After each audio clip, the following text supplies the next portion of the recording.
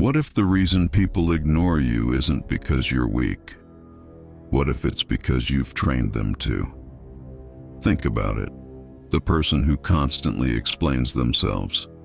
The person who always says yes. The person afraid to disappoint anyone. They believe they're being kind. But the world reads something else. Availability. And availability is rarely respected.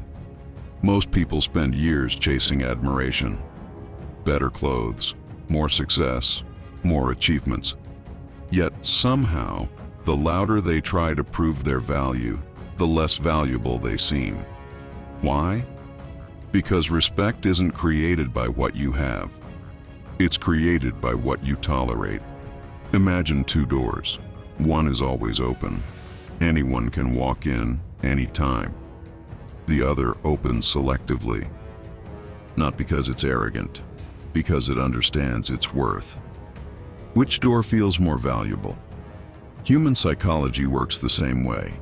People instinctively measure your standards before they measure your talents. The world studies your boundaries before your abilities. This is where most people lose themselves, not through failure, through approval addiction. They stay in conversations that drain them. They laugh at disrespect disguised as jokes. They keep relationships that quietly destroy their confidence. And every time they betray their own standards, a small part of their self-respect disappears. The dangerous part? It happens slowly, so slowly you barely notice. Until one day you realize nobody takes your words seriously, not even you. Here's something few people understand. Confidence is not speaking louder. Confidence is needing less permission. Watch powerful people carefully. They don't rush. They don't over-explain. They don't panic when someone disagrees. Their calmness sends a message. I know who I am. Uncertainty is magnetic. But boundaries aren't just saying no. There are 3 levels. The first is silent boundaries. Your energy, your posture, your willingness to walk away. People can sense when someone is desperate for approval, and they can sense when someone isn't. The second is spoken boundaries. Simple, direct, no drama, no, I don't do that. That doesn't work for me.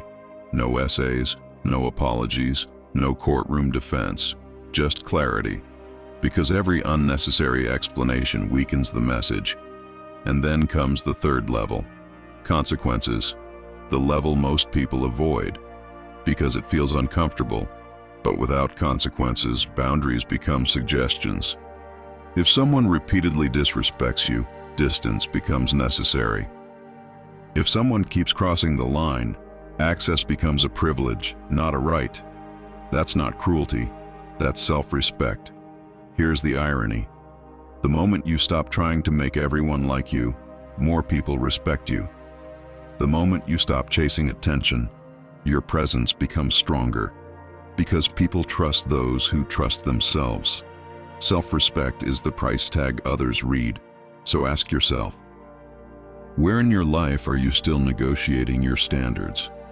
What are you tolerating that is teaching others how to treat you? Because the quality of your life changes the moment your standards become non-negotiable. And when that happens, love feels deeper, respect feels natural, and your identity becomes impossible to ignore. If this changed the way you see yourself, subscribe to Daily Deep Psychology. Because the strongest transformations begin when you stop seeking permission to become who you are.